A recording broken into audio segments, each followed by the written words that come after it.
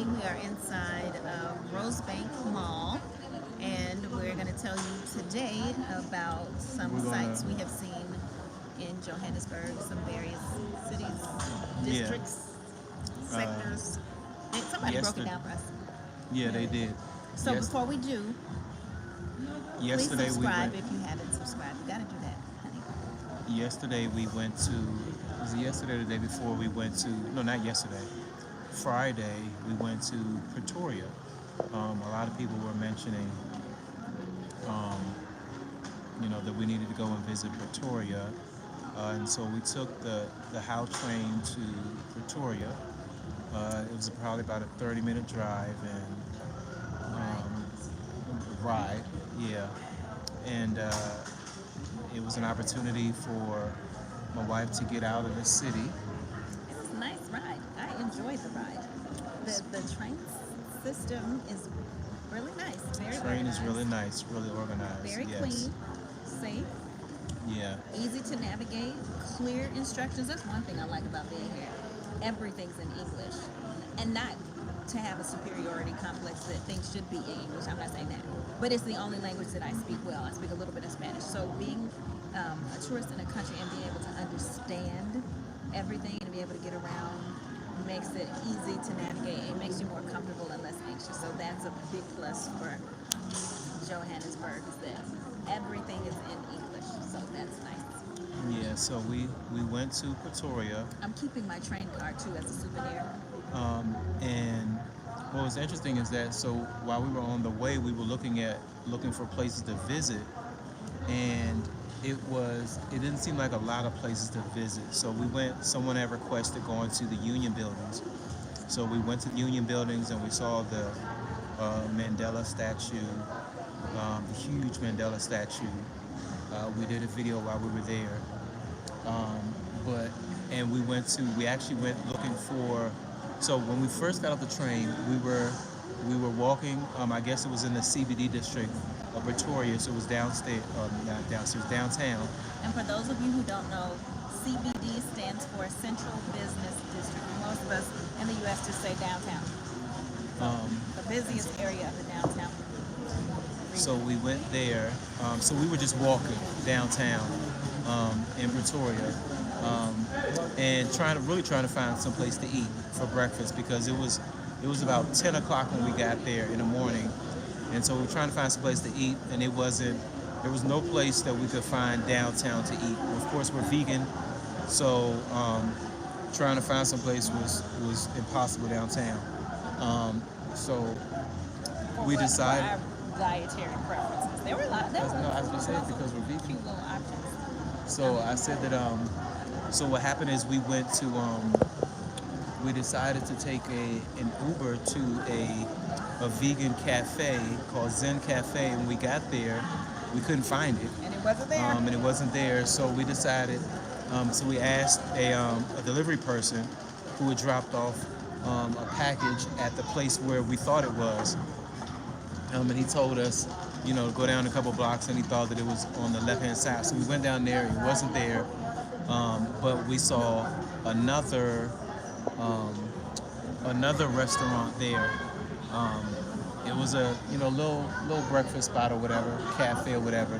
Monaco Eatery. And can I just interrupt you one question? We have 4 people watching and 1 thumbs up. We want to make sure you can hear us clearly. We are in a high traffic area in the mall. We just decided to sit and catch you guys up.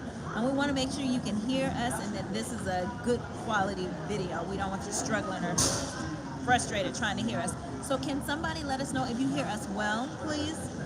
Thank you. So we go to the restaurant, and it was had a nice little decent menu. But I'm gonna be honest, you guys. I'm gonna be honest. Pretoria now. It now Pretoria, think now about that. we were in Pretoria, like I said. Now we were not. I don't remember us being warned before going. Now, for those who may not know, who may not pay attention, our channel is called Reclaiming Our Identity. Okay, and so one of the reasons for wanting to get out of the States is also to want to get away from being around so many people that look like my T-shirt. Okay. And to be clear, I'm not racist or anything like that. You know, I'm a pastor, so you know I can't. I guess you could be racist and be a pastor, but you know, but if I'm coming to the continent, you know, I want to be around people that look like me. And so we get to the restaurant, and you know, the overwhelming majority of the people there did not look like us. And so come to find out, later on we found out that it was Pretoria is majority, or I guess, you know, I don't think anybody I told don't, us specifically that the city itself is majority white. That area that we were in.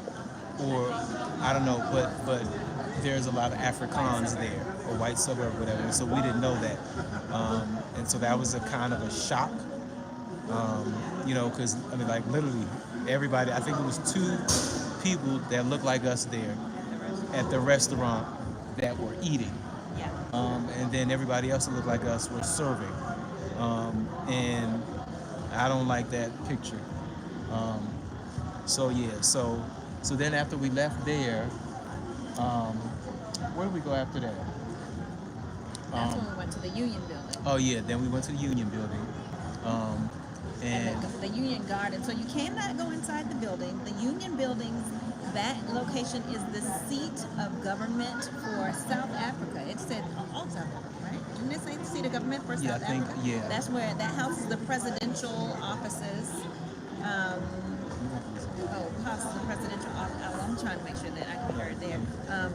And the building we could not tour because I asked. I said, "Is this something you can go inside and tour?" And I was told by the security woman, "No."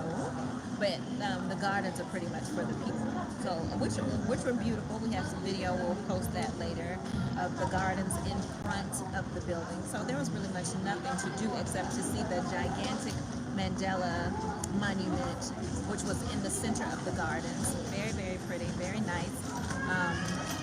Really, really quiet. Victoria is extremely slow, Yes. much slower. It's cosmopolitan. You don't get that urban vibe in Pretoria. Much slower, quieter, not as much street traffic, and downtown was not as hectic. So really the only thing for us to do pretty much was to go to the Union Buildings or Union Gardens, really.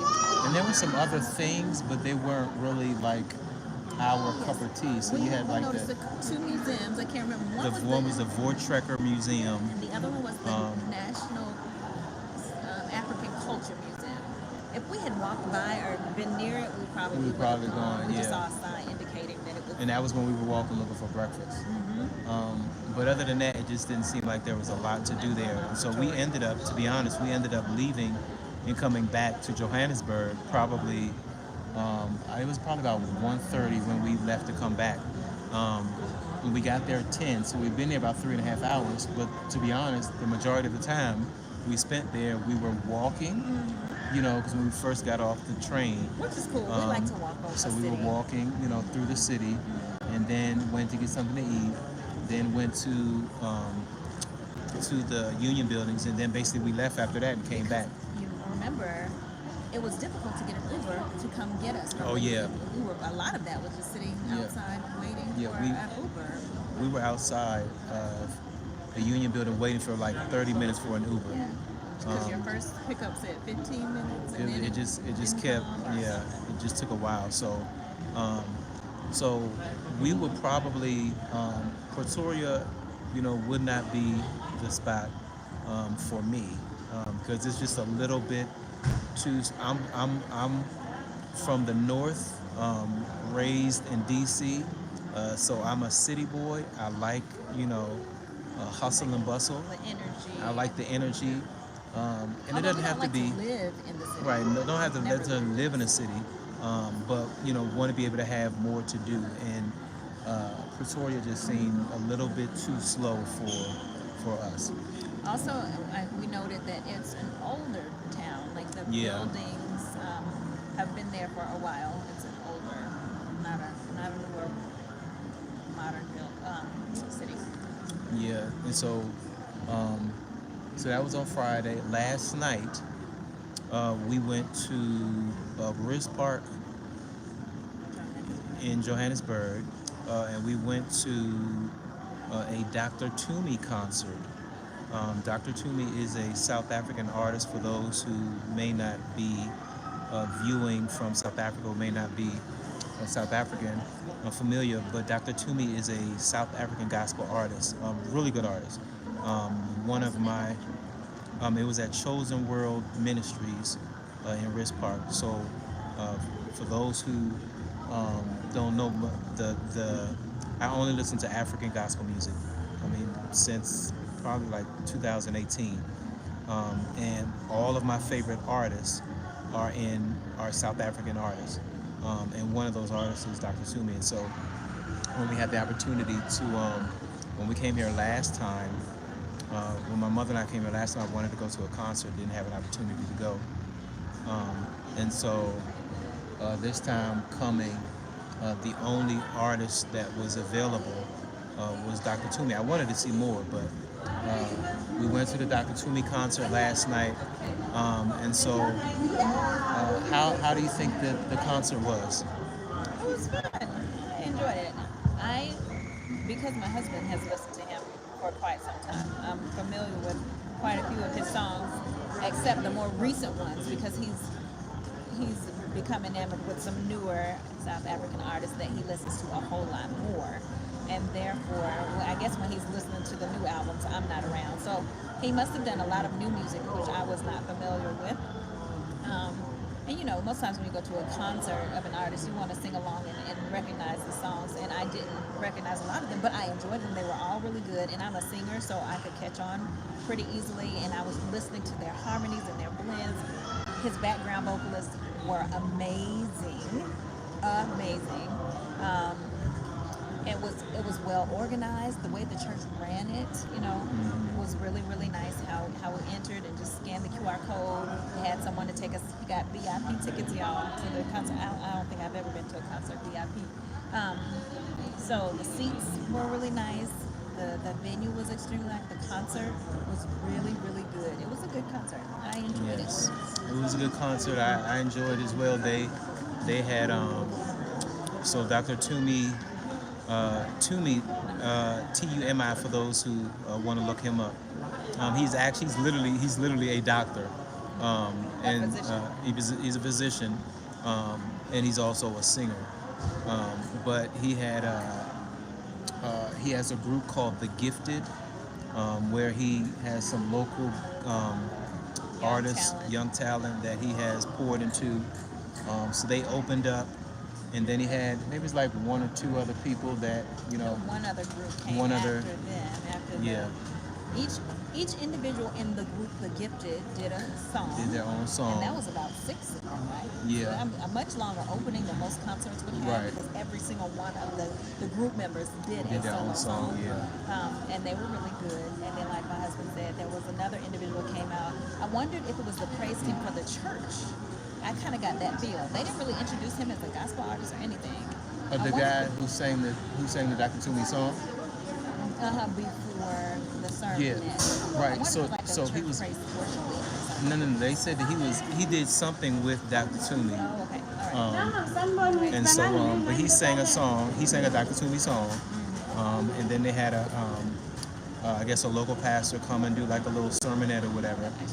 And then Dr. Tumi did his set, and it was fire. It was good. It was well done. It was Everything good. was done. The musicians were on point. The sound and the audio was on point. Everything was really, really good. And then at the very end, the last song was what I knew. Yeah. So that was the thing. They didn't do a lot of songs that she knew. But it's all right. I danced with them, some of their traditional dances, honey, because you're not gonna bring Janine to a party. Janine not a party, okay? So yeah, it was. I mean, the let me tell you, for all my brothers and sisters who are from South Africa who are watching this, y'all got some energy for days. For sure. I mean, listen. Like just woke up, had an energy drink and had like 2 energy smoothie drinks, and just the whole time. yeah, It and was just going on. It's just 10 o'clock. energy. I mean, just dancing. One of the things I love about South Africa, Well, Africans. the Africans in general, but I mean, especially South Africa, they dance for. I mean, you guys just dance. I mean, y'all love to dance, and I got a lot of video. I'm gonna post the video when we get back home. I was learning. I was trying to pick them up and do them with them. I mean, the energy was electric. It was Yes. contagious. Yes, It was great, but it was in a good. I mean, there were no.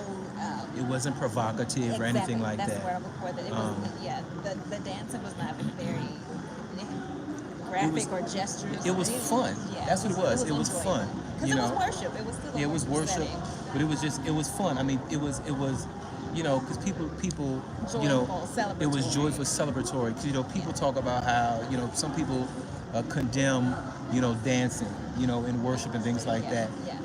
When you You know, didn't feel like you were in the club. exactly, Somebody trying to grind on you or anything like that. right, and you know, I was thinking last night, just African gospel and African worship to me, just in general, is it makes my hairs raise. It's like, even if it's just worship and it's more mellow, and slightly more solemn, like when we were in church, it's just incredible. The harmonies.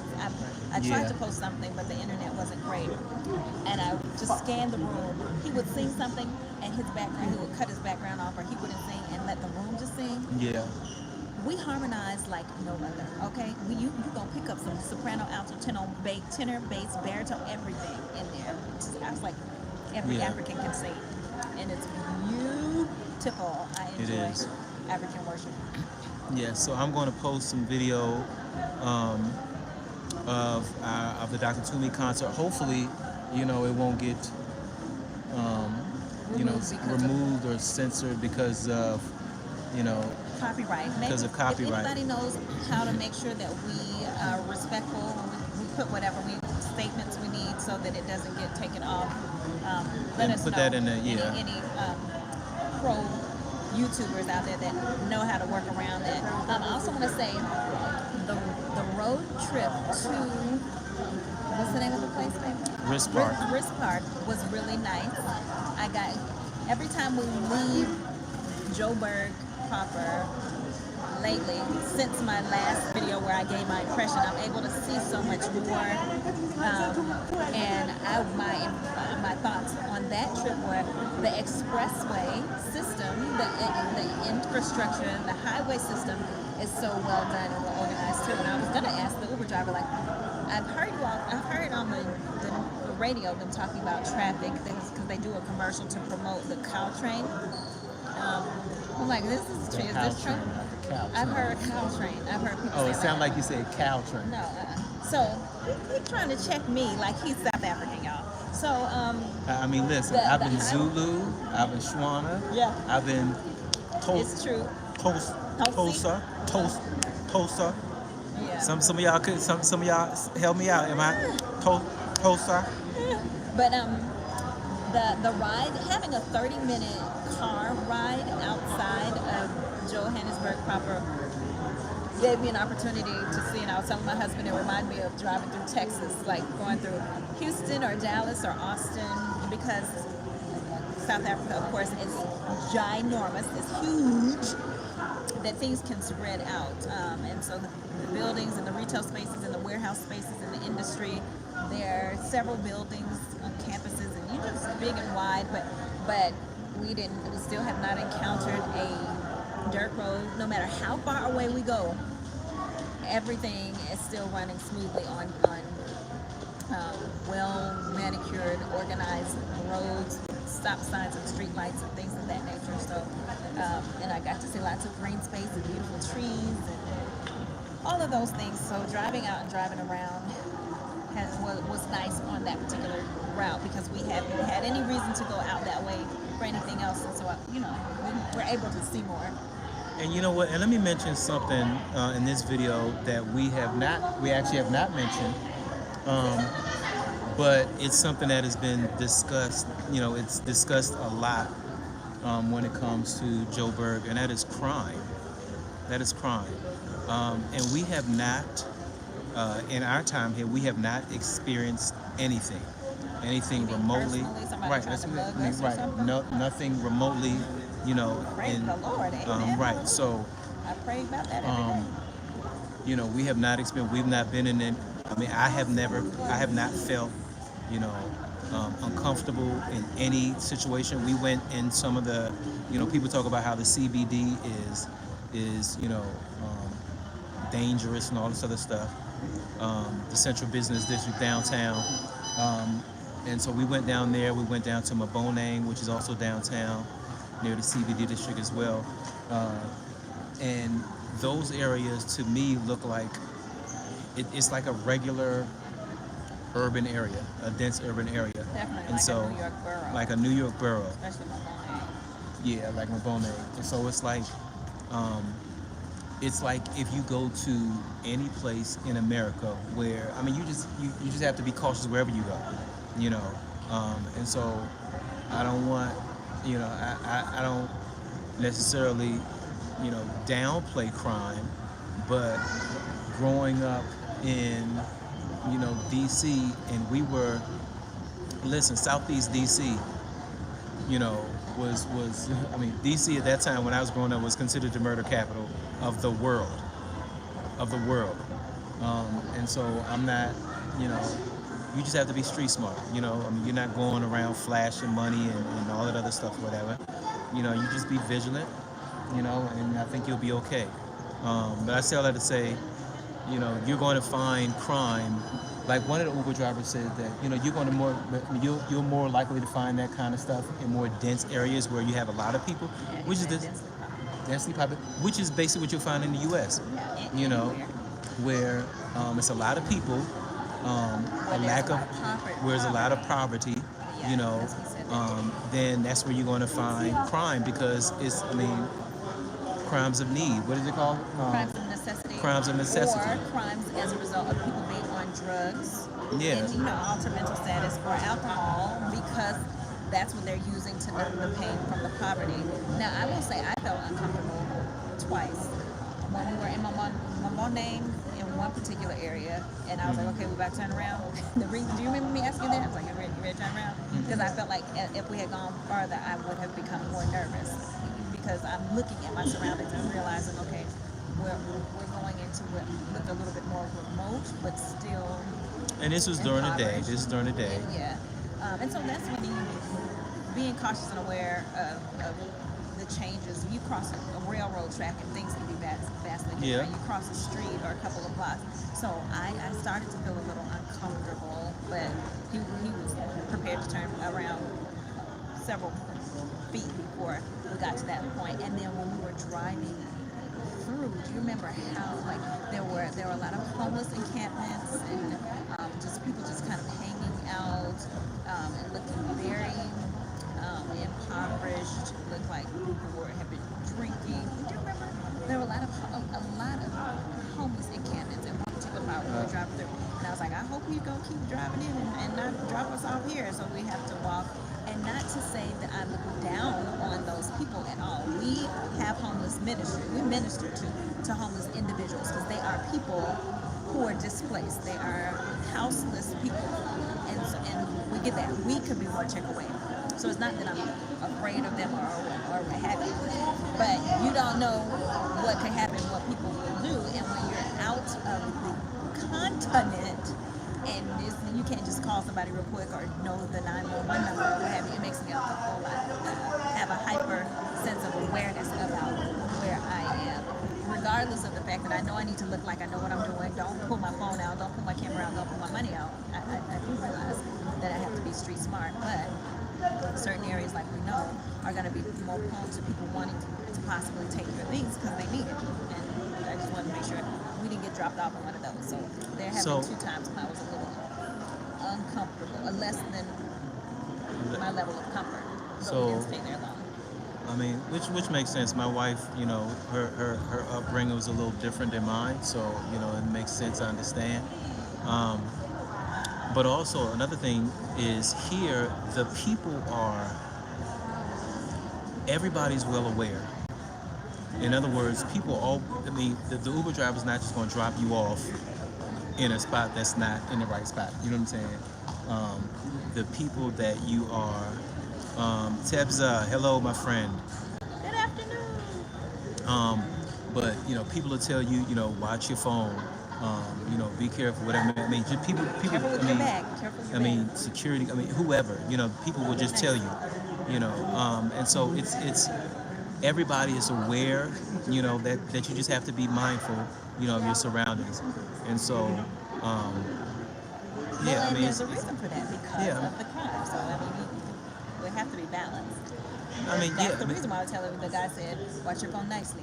Remember? Yeah. I mean, but the thing is, I mean, like I said before, Because they know what you has happened. to me, and yes, to me, it's just like I don't know. For me, and I may be a little different only because growing up in the city, that's just what you do. You know what I'm saying? You're not. I mean, you're always watching your back. Listen, the only place that I didn't have to watch my back, Was Kigali?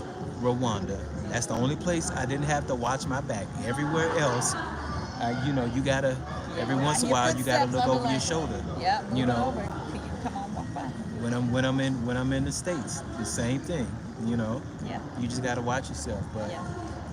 yeah, we just wanted to make this video. We would have made a video earlier, some videos earlier, but for some reason the internet on my phone has just been shabby. And so right now we said, okay, we're gonna go ahead and make since my wife's feet are hurting from walking.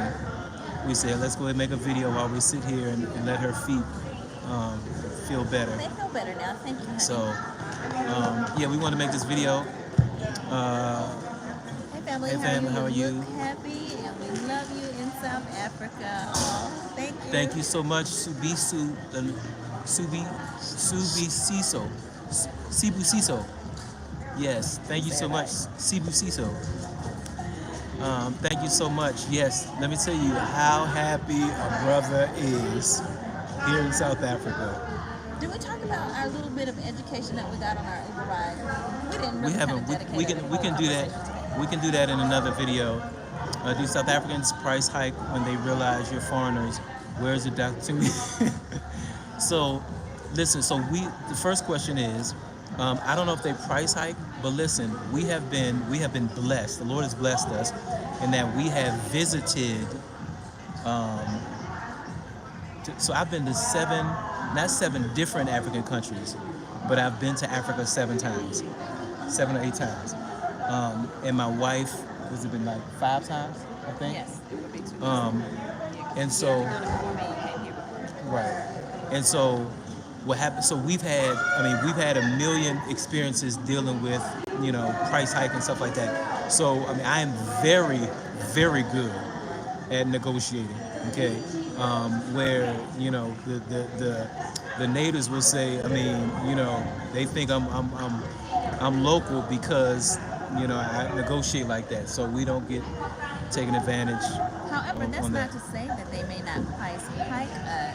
Oh, you said It's price a hiking crime. is a crime. So are you saying it's punishable if we were to report somebody and say they charge us this, but it should have been this? And are you referring, like we're talking about crafts and market shopping, Yeah, so textiles and things like yeah. that. So if we were to purchase a car or a home or a large appliance and they hike the price, I can Yeah. understand that being something that they would prosecute or litigate.